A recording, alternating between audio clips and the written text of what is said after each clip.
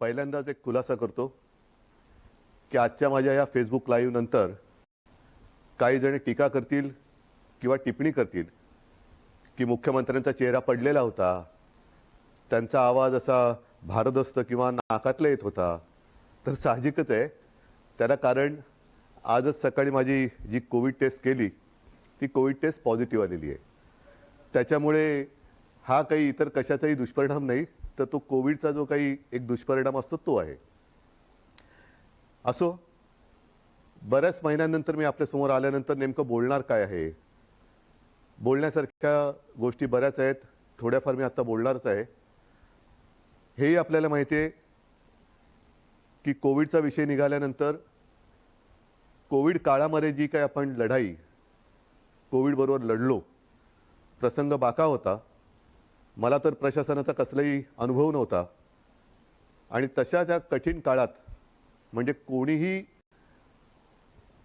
तोंड देऊ शकलेलं नव्हतं किंवा ज्यांच्या अनुभवाला हा कोविड आला नव्हता, अशा प्रशासन माहिती नसलेल्या माणसाच्या वाटेला पहिल्या 2-3 महिन्यातच कोविड आला.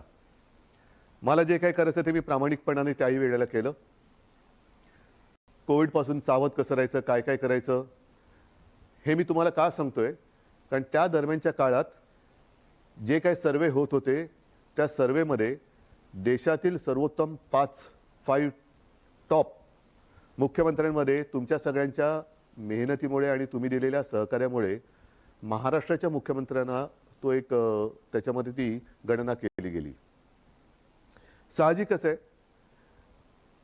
आत्ताचा विषय कोविड हा जरी असला तरी तो विषय मी घेऊन तुमच्यासमोर आलेला नाही आहे.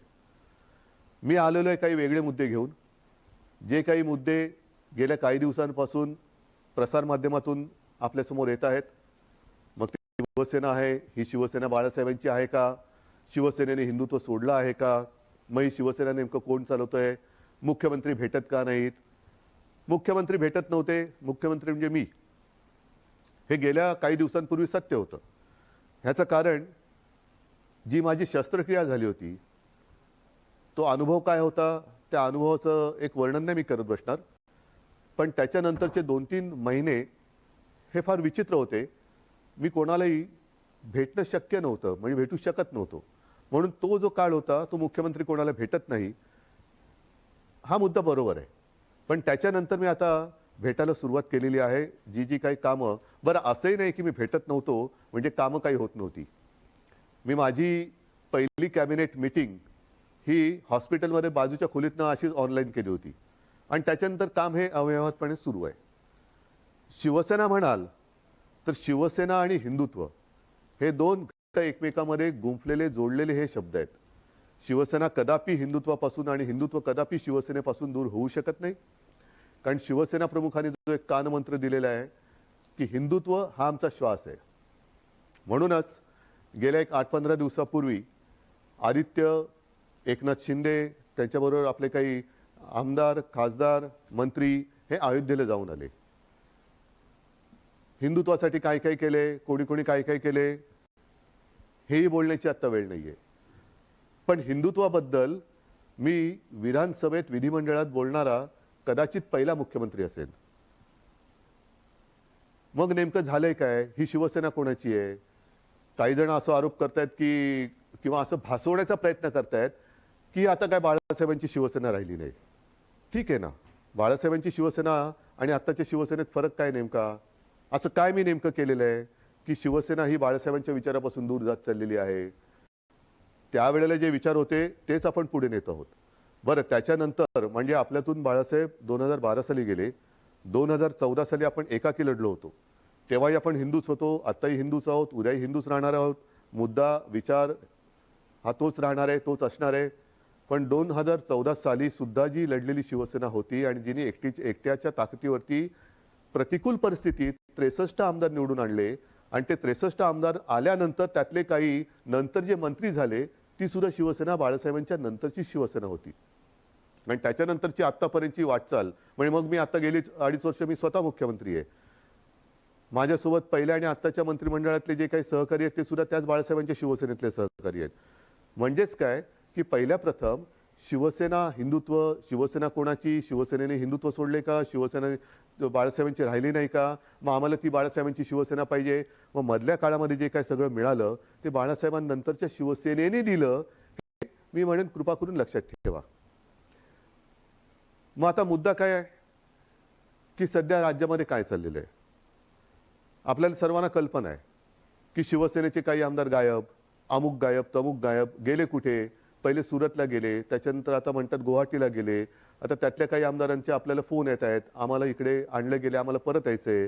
आपल्यामध्ये इथे असलेल्या आमदारांना काही फोन येत आहेत. मला त्याच्यामध्ये जायचंच नाहीये. हे जे माझं मनोगत आहे ती मी अवघ्या 5 मिनिटात संपवणार आहे. आणि ते एवढ्यासाठी की काल परवा जी आपली एक निवडणूक झाली विधान परिषदेची, त्या विधान परिषदेच्या निवडणुकीच्या आदल्या दिवशी हॉटेलमध्ये सगळे आपले आमदार होते. मी तिकडे गेलो आणि म्हटलं काय परिस्थिती, ही कोणती लोकशाही. ज्यांना आपण आपलं मानतो, शिवसैनिक मरवर मरतात, राबतात, निवडून देतात. जनता सुद्धा शिवसेनेच्या विचारावरती विश्वास ठेवून त्यांना निवडून देते. आणि आपली माणसं ह्यांना सुद्धा आपल्याला एकत्र ठेवतात का. अरे हा कुठे गेला बघा, तो कुठे गेला बघा. मग मध्येच कोणतरी गायब होतो, कुठे गेला होता, नाही मी जरा बाथरूमला गेलो होतो. म्हणजे बाथरूमला गेला तरी संशय. म्हणजे बाथरूमला म्हणजे असं म्हणतात की शंका ठीक आहे, पण लघुशंकेला गेला तरी शंका. ही कुठली ही शाही. ही अशी लोकशाही काय मला आवडणारी आणि पटणार नाही. आणि मला वाटतं बाळासाहेबांनाही पटत नव्हतं आणि आपल्यालाही पटणार नाहीये. मला एक मुद्दा काय सांगायचा आहे की मला कशाचाही अनुभव नसताना जे काय घडलं, मी इच्छेपेक्षा जिद्दीने करणारा माणूस आहे. इच्छा असो वा नसो, पण एकदा जबाबदारी अंगावर आली तर ती जबाबदारी मी पूर्ण जिद्दीने पार पाडण्याचा प्रयत्न करतो. आणि त्याच जिद्दीने मी शिवसेना प्रमुखांना दिलेलं वचन पूर्ण करणारच हा निश्चय मनाशी बाळगून रणांगणात उतरलो. त्यावेळेला मी आपल्या समोर आलो होतो, आज सुद्धा समोर आलेलो आहे. कोणताही अनुभव नव्हता. आपल्याला तेव्हा नाईलाज झाला, वेगळा मार्ग पत्करावा लागला. काँग्रेस आणि राष्ट्रवादी हे गेले 25-30 वर्ष आपण त्यांच्या विरोधात, ते आपल्या विरोधामध्ये हे लढत आहोत. मग त्याच्यानंतर हे जे काय घडलं हे सर्वांना माहिती आहे की काँग्रेस आणि राष्ट्रवादीने, विशेषतः पवार साहेबांनी, ती बैठक आमची तिन्ही पक्षाची झाली. त्या बैठकीमध्ये सगळं ठरलं. आणि ते ठरल्यानंतर मला त्यांनी सांगितलं की उद्धव जरा 1 मिनिट बोलायचंय. म्हटलं काय बोलायचं, आता ठरलंय सगळं. नाही 1 मिनिट. आणि बाजूला खोलीत गेल्यानंतर त्यांनी सांगितलं की उद्धव हे सगळं ठीक आहे, पण जबाबदारी तुम्हाला घ्यावी लागेल. म्हटलं का. तर तसं नाही म्हणे, आमच्याकडे पण ज्येष्ठ लोक आहेत, काँग्रेसकडे पण ज्येष्ठ लोक आहेत, आणि शिवसेनेकडनं जर तुम्ही नसाल तर ते पुढे चालणं हे कठीण आहे. मी म्हटलं पवार साहेब काय मस्करी करता का. मी आत्तापर्यंत महापालिकेत सुद्धा महापौर जिंकल्यानंतर अभिनंदन करायला जातो. म्हणजे साधा महापालिकेत न गेलेला माणूस मुख्यमंत्री कसा होणार. ते नाही नाही तुम्हाला हे करावं लागेल. ठीक आहे, जिद्द केली जिद्द.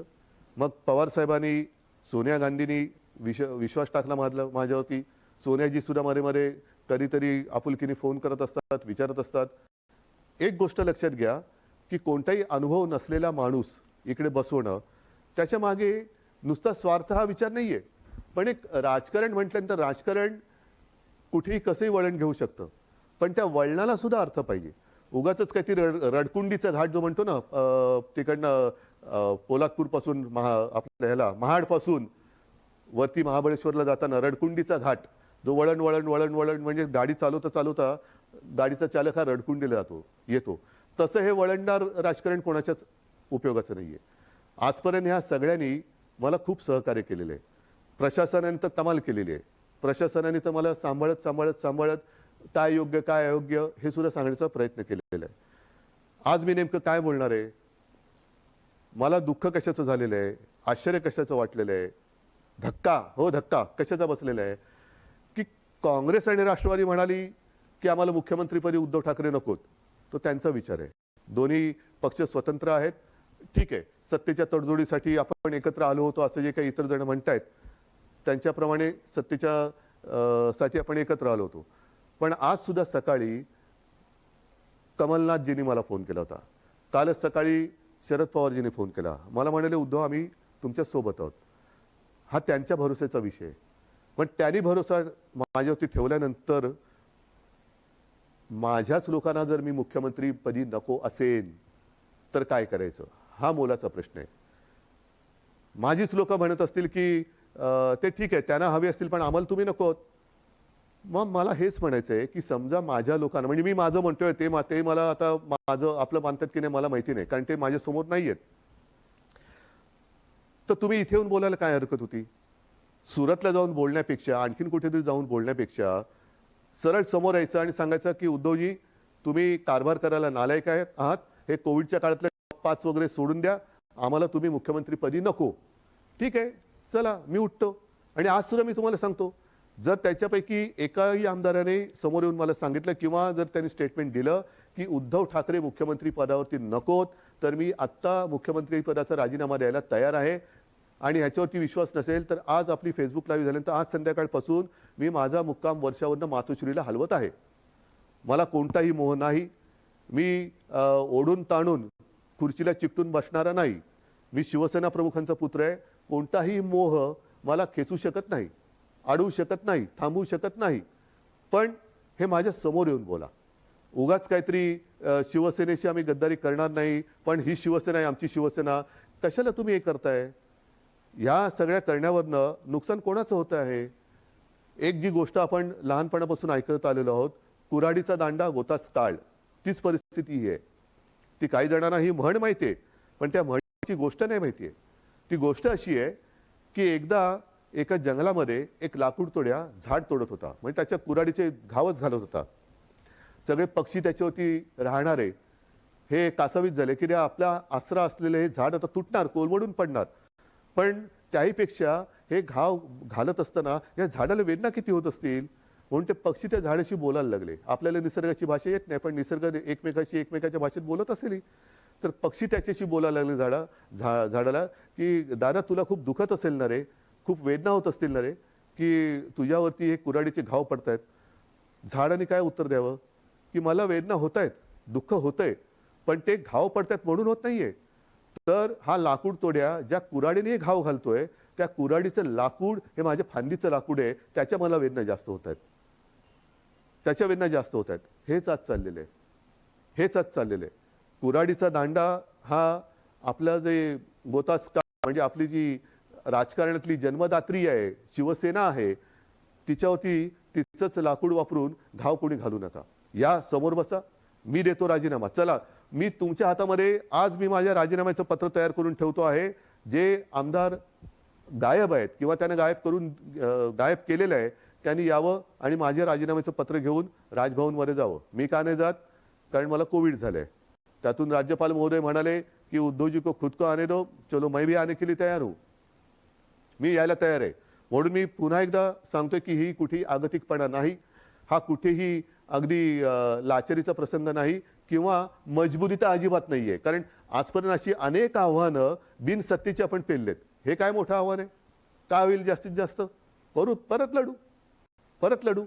जोपर्यंत माझ्यासोबत शिवसेना प्रमुखांनी जोडून दिलेला सारा शिवसैनिक आहे, तोपर्यंत मी कोणत्याही संकटाला भीत नाही. मी आव्हानाला सामोरा जाणारा माणूस आहे. त्याच्यामुळे कोणतेही आव्हान हे घाबरून त्याला पाठ दाखवणारा नाहीये.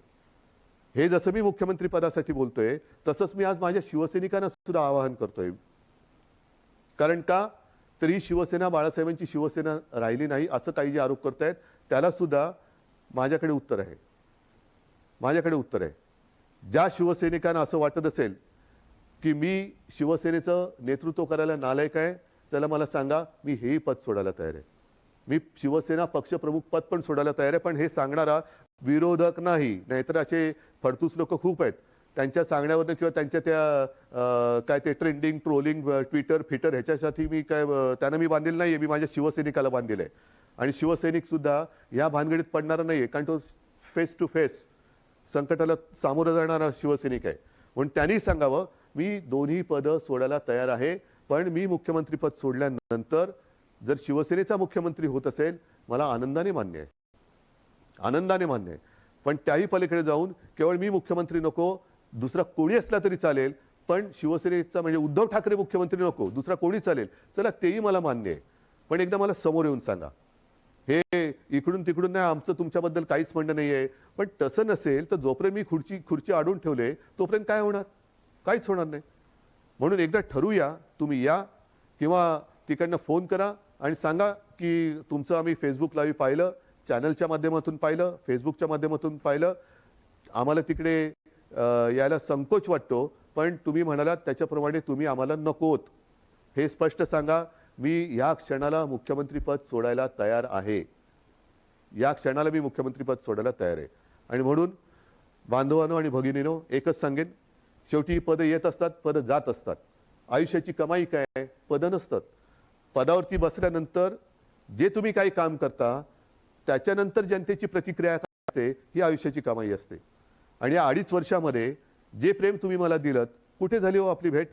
पण ह्याच माध्यमातून मी तुमच्याशी बोलत आलो. आणि अनेक जणांनी मला सांगितलं की उद्धवजी, तुम्ही बोलताना आमच्या कुटुंबातला एक माणूस आमच्याशी बोलतोय असं वाटतं. हे भाग्य मला नाही वाटत ह्याच्यापेक्षा आणखीन काय असू शकेल. ज्यांची ओळख पाळख नाही, दूर कुठेतरी राहतात, अगदी मुंबईत राहिले तरी भेटीचा कधी योग येईल असाही भाग नाहीये. पण या माध्यमातून जेव्हा मी तुमच्याशी बोलतोय तेव्हा तुम्ही आमच्या कुटुंबातले वाटतात. हीच तर आयुष्याची कमाई आहे. आणि ही आयुष्याची कमाई माझ्यासाठी तरी भरपूर आहे. मुख्यमंत्रीपद हे तेव्हा अनपेक्षितपणाने आलं. आता सुद्धा मी यायला चिकटून बसत नाहीये. जर तुम्ही सांगाल मी आत्ता त्याच्यावरनं पाय उतार तयार आहे. आणि हे माझं नाटक नाही, अजिबात नाटक नाही. कारण नाहीतर म्हणतील की काय हे असं करायचंच होतं. नाही, मला काय म्हणायचंय की तुम्ही संख्या किती कोणाकडे आहे हा गौण आहे विषय माझ्याकडे. शेवटी ही जी काही लोकशाही आहे त्या लोकशाहीमध्ये संख्या ज्यांच्याकडे अधिक असते तो जिंकतो. मग ती तुम्ही संख्या कशी जमवता? प्रेमाने जमवता, जोर जबरदस्तीने का धमक्या दटवण्या देऊन जमवता? हे नगण्य असतं. पण समोर उभी केल्यानंतर डोकी मोजली जातात आणि अविश्वास ठराव मंजूर किंवा अमंजूर होतो. मला मी ज्यांना माझे मानतो त्यांच्यापैकी किती जण तिकडे गेलेत, किती जण माझ्या विरुद्ध मतदान करतील? नाही. एकाने जरी माझ्या विरुद्ध मतदान केलं तरी ते माझ्यासाठी लाजिरवाणी गोष्ट आहे. आणि म्हणून मला हे एकही मत माझ्यावरती त्यांना अविश्वास ठराव दाखवण्याची वेळ येऊ नये म्हणून त्यांनी मला सांगावं. मी कुठेही त्या नावाचा उच्चार करणार नाही, वाच्यता करणार नाही. तुम्ही सांगा मी मुख्यमंत्रीपद सोडलं, बस. ह्याच्यावर आणखीन काय सांगू? मी माझं मन घट्ट करून तयारीने बसलेलो आहे.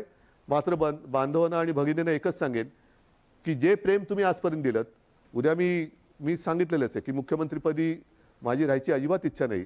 पण त्याच्यानंतर सुद्धा जेव्हा आपली भेटगाठ होईल ती मात्र जसा मी फिरत जाईन तशी प्रत्यक्ष होईल. तेव्हा मात्र तुम्ही हे दाखवत असलेलं प्रेम हे सदैव असंच कायम ठेवा.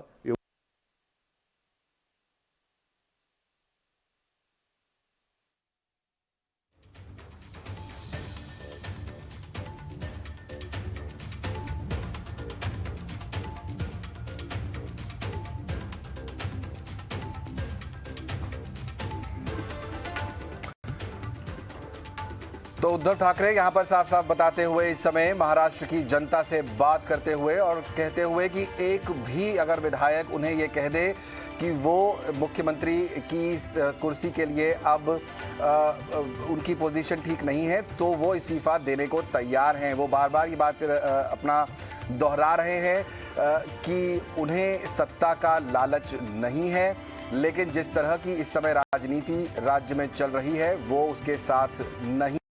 उन्होंने कहा कि मैं बागी विधायकों से बात नहीं करूंगा, मेरे से किसी को अगर बात करनी है तो वो सामने आए और मुझसे बात करे, मुझे बताए, मैंने अपना इस्तीफा लिखकर तैयार रखा है। इन सब बातों के बीच उन्होंने अभी इस्तीफा दिया नहीं है। ताज़ी खबर ये है, उद्धव ठाकरे ने यह भी कहा है कि उन्हें कांग्रेस और एनसीपी की तरफ से पूरा सपोर्ट इस समय मिला हुआ है। कमलनाथ जी से उनकी बात हुई है और शरद पवार जी से उनकी बात हुई है और उन्हें ये भरोसा दिया गया है कि ये दोनों पार्टियां उनके साथ हैं। फिलहाल उद्धव ठाकरे ने यह भी कहा कि उन्हें शिवसेना प्रमुख बने रहने का भी कोई लालच नहीं है। तो अपनी बात सामने रखते हुए यहाँ पर जनता के उद्धव ठाकरे ने साफ साफ कहा है कि वो तैयार है इस्तीफा देने को। अगर उन्हें कोई भी यहाँ पर उनका जो सहयोगी है वो आकर कहता है तो वो इस्तीफा देने को तैयार है। लगातार ईटी नाउ स्वदेश पर अपडेट इस खबर से जुड़ा हम आपको देते रहे। फिलहाल एक छोटा सा ब्रेक।